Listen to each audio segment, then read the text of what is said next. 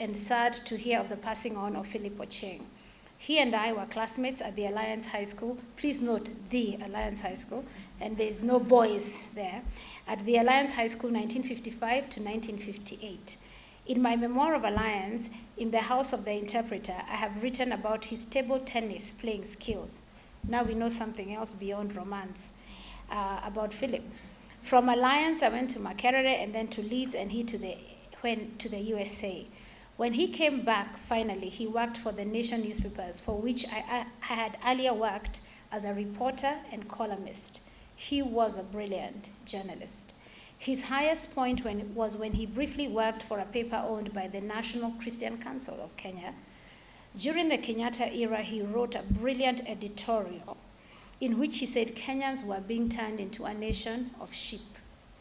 He was forced to resign and later went to Tanzania to work for the Standard. He became a national sensation in Tanzania.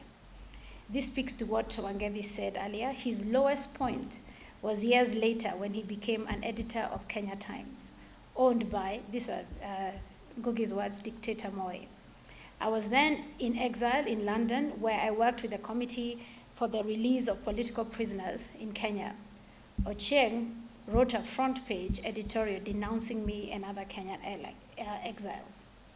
I think he regretted it. When later I returned to Kenya and we met briefly, he apologized to me for that editorial.